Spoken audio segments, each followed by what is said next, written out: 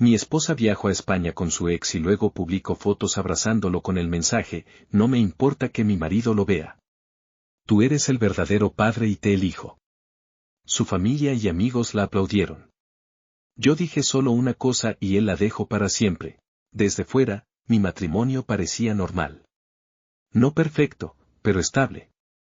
Éramos de esas parejas que no publican demasiado, que no necesitan demostrar nada, que creen que el amor se cuida en silencio. Por eso, cuando mi esposa me dijo que iba a viajar a España con su ex para cerrar ciclos, sentí una punzada en el pecho, pero la escondí. Me dijo que yo no tenía nada de qué preocuparme, que el pasado ya estaba enterrado, que ese viaje era solo una conversación pendiente. Yo quería ser el hombre que confía, el marido seguro, el que no pone cadenas por miedo a perder. Los días previos al viaje fueron raros. Ella estaba distante, distraída, siempre con el teléfono en la mano. Sonreía a la pantalla de una forma que ya no me regalaba a mí. Cuando le pregunté si todo estaba bien, me respondió que estaba nerviosa por el viaje, que no sacara conclusiones. Yo asentí, aunque algo dentro de mí ya empezaba a romperse lentamente. El día que se fue, la acompañé al aeropuerto. Me dio un abrazo rápido, sin fuerza, sin ese cuídate que solía decirme. Mientras la veía caminar hacia la zona de embarque, tuve la sensación de que no solo se iba de viaje, sino que se estaba yendo de mi vida, y aún así me quedé allí parado, creyendo que el amor verdadero no se retiene, se ofrece. Los primeros días en España fueron tranquilos, al menos en apariencia. Mensajes cortos, fotos de cafés, calles bonitas, platos de comida. Todo parecía normal, pero había algo frío en cada palabra, como si hablara por compromiso. Ya no me llamaba por las noches, ya no me preguntaba cómo estaba, ya no me decía que me extrañaba. Yo me repetía que estaba exagerando, que la distancia hacía ver fantasmas donde no los había. Hasta que una noche, sin buscar nada, abrí las redes sociales y vi la publicación que me cambió la vida. Ella, abrazada a su ex, sonriendo como no sonreía conmigo desde hacía años. Su cabeza apoyada en su pecho, sus manos aferradas a él como si nunca se hubieran soltado. Y debajo, el mensaje que todavía hoy me quema por dentro. No me importa que mi marido lo vea. Tú eres el verdadero padre y te elijo. Sentí que el aire se me iba. No fue solo la traición. Fue la humillación. Fue entender que no solo me había reemplazado, sino que quería que yo lo supiera, que lo viera, que lo leyera. Que mi dolor fuera parte del espectáculo. Los comentarios no tardaron en aparecer. Su familia aplaudiendo su valentía. Sus amigas celebrando que por fin siguiera su corazón. Nadie preguntó por mí. Nadie pensó que detrás de ese post había un hombre que creyó en ella, que la eligió todos los días. Cerré el teléfono y me quedé sentado en la oscuridad. No lloré. No grité. Me sentí vacío, como si de pronto yo nunca hubiera existido en su historia. Esa noche entendí algo que me costaría aceptar, mientras yo la esperaba como esposo, ella ya me había dejado hace mucho tiempo, y ese viaje no fue el inicio de la traición, solo fue el anuncio público del final. Esa noche no dormí. Me quedé sentado en la cama, con el teléfono apagado a mi lado, como si tocarlo pudiera hacerme revivir la escena una y otra vez. Lo más doloroso no era imaginarla con él, sino recordar todas las veces que yo la defendí frente a mi propia intuición. Cada excusa que inventé para justificar su frialdad ahora regresaba como una bofetada. Al amanecer encendí el celular. No tenía mensajes suyos. Ninguna llamada. Como si después de publicar aquella foto hubiera cerrado la puerta de nuestra vida sin mirar atrás. Lo que sí tenía eran notificaciones de personas que ya no consideraba cercanas. Algunos preguntaban qué había pasado, otros solo miraban en silencio. Nadie se atrevía a decirme directamente que lo sentían.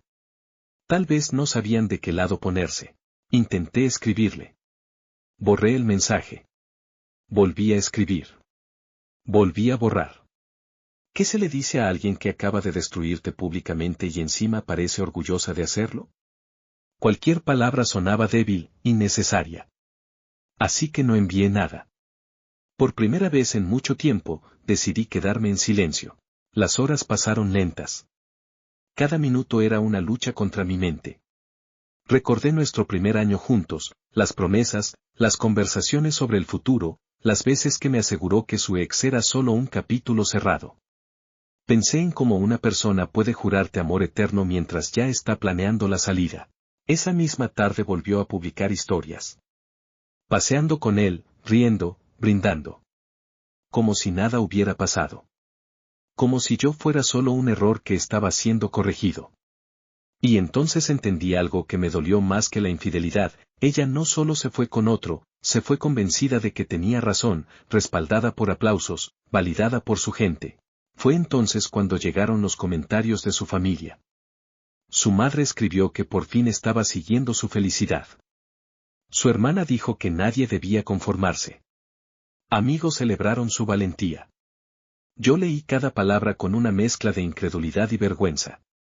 No porque yo hubiera hecho algo mal, sino porque entendí que, para ellos, yo nunca fui suficiente ni digno de respeto. Esa noche caminé solo por la ciudad. Necesitaba aire. Necesitaba entender en qué momento pasé de ser su esposo a convertirme en el obstáculo de su nueva historia. Me pregunté si alguna vez me amó de verdad o si solo fui el lugar seguro mientras esperaba volver con quien siempre quiso. Pasaron 2 días sin contacto. Ni una explicación. Ni una despedida. Solo publicaciones felices y silencios crueles. Hasta que finalmente, al tercer día, mi teléfono vibró. Era un mensaje suyo. No una llamada. No un audio. Un texto frío, calculado, como si estuviera hablando con un desconocido. Me dijo que había tomado una decisión importante para su vida. Que necesitaba que yo lo entendiera. Que no podía seguir viviendo una mentira. Que esperaba que yo fuera maduro y respetara su elección. Leí ese mensaje varias veces, esperando encontrar una pizca de humanidad, de culpa, de dolor. No había nada. Ahí supe que ella esperaba algo de mí. Una reacción. Un estallido. Lágrimas. Reclamos. Rogar. Cualquier cosa que confirmara que ella había sido tan importante que yo no podía soltarla. Y por primera vez, entendí que mi respuesta iba a definir no solo el final de nuestro matrimonio, sino la forma en que yo iba a vivir a partir de ese momento. Respiré hondo. Dejé el teléfono sobre la mesa. Y antes de escribirle, me prometí algo a mí mismo, no iba a humillarme para que alguien que ya me había abandonado se sintiera tranquila con su decisión. Me quedé mirando el teléfono durante horas. No porque no supiera qué responder, sino porque entendí que cualquier palabra impulsiva iba a darles exactamente lo que esperaban. Ella quería una escena. Quería sentirse justificada. Quería contarle a todos que yo había reaccionado mal, que yo era el problema, que su decisión había sido necesaria. Yo no iba a regalarle ese final. Pensé en todas las discusiones que evitamos. En las veces que preferí callar para no perderla. En cómo confundí paciencia con amor y silencio con madurez. Esa noche comprendí que mi mayor error no fue confiar en ella, sino olvidarme de mí mismo.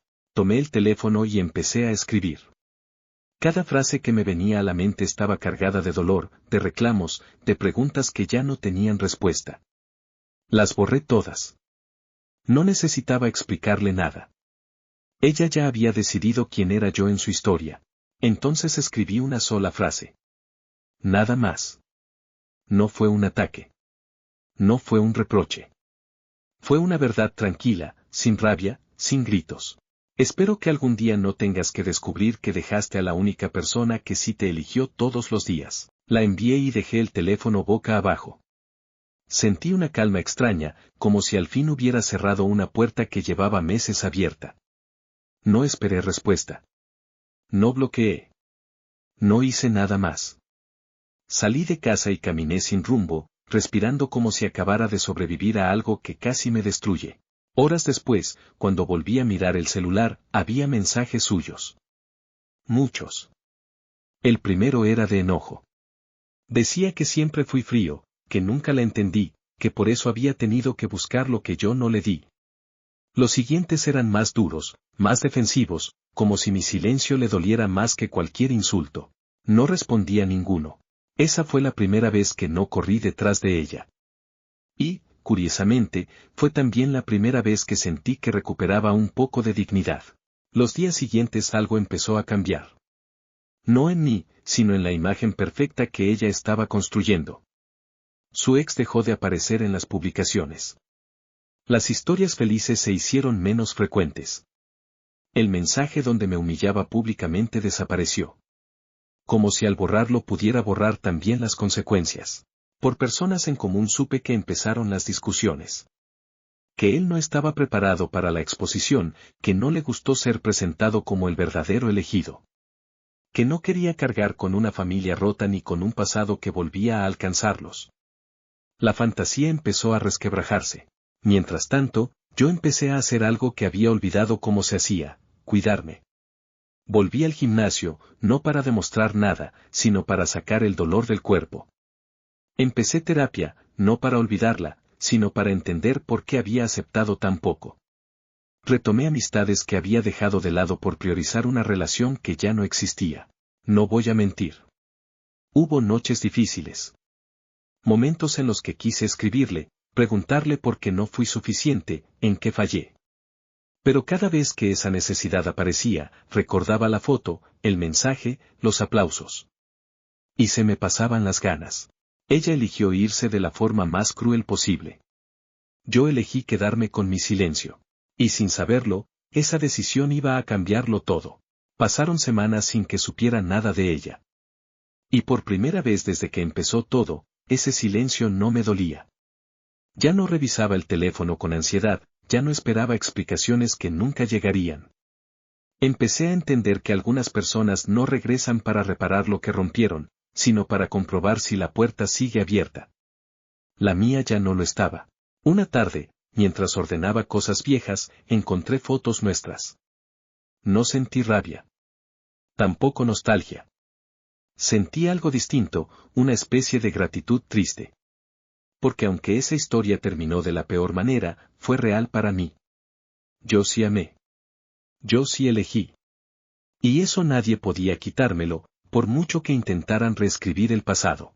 Fue entonces cuando recibí la llamada que cerró definitivamente ese capítulo. No era ella, era alguien de su familia. Me habló con una voz cansada, sin orgullo, sin ese tono seguro que tenían cuando aplaudían su decisión. Me dijo que estaba pasando un momento muy difícil. Que las cosas no funcionaron. Que estaba sola. Que se arrepentía. Escuché en silencio. No interrumpí. No hice preguntas. Cuando terminó, solo dije que esperaba que encontrara paz. Nada más. Porque entendí algo fundamental, su arrepentimiento no era mi responsabilidad, así como su felicidad nunca debió depender de mi sacrificio.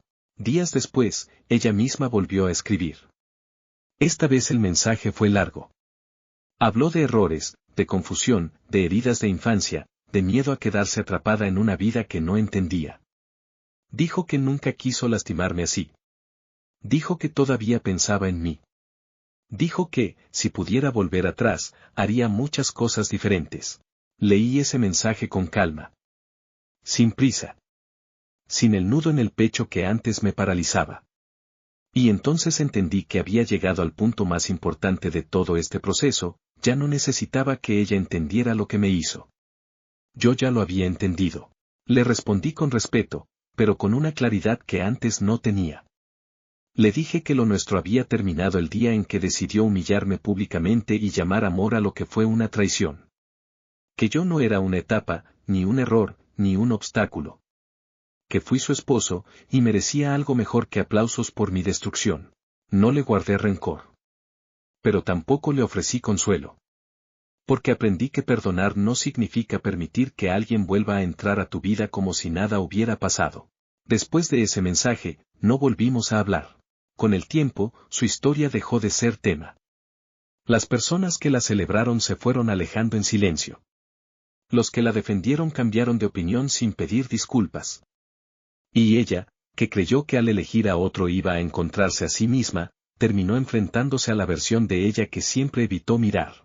Yo, en cambio, empecé una vida nueva. No perfecta. No de película. Pero honesta.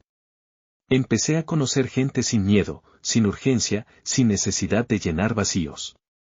Aprendí a estar solo sin sentirme incompleto. Y eso, aunque suene simple, fue la mayor victoria. Un día me preguntaron si todavía la amaba. Pensé antes de responder. Y dije la verdad. No como antes. No con ese amor que se arrastra, que perdona lo imperdonable. La amé como se ama a alguien que te enseñó una lección que te cambió la vida, incluso si el precio fue alto. Hoy, cuando recuerdo aquella foto, aquel mensaje, aquellos aplausos, ya no siento vergüenza. Siento alivio. Porque si no hubiera pasado, quizás todavía estaría intentando salvar una relación donde solo uno luchaba. Ella eligió lo que creyó que era amor. Yo elegí algo mucho más difícil, respetarme. Y si alguien que escucha esta historia está pasando por algo similar, solo quiero decirle una cosa. El silencio digno duele menos que la humillación constante. Perder a alguien que no te respeta no es una pérdida. Es una liberación. Al final, no gané porque ella se arrepintiera. Gané porque aprendí a no rogar por un lugar en la vida de alguien que decidió sacarme de ella. Y eso fue el verdadero final.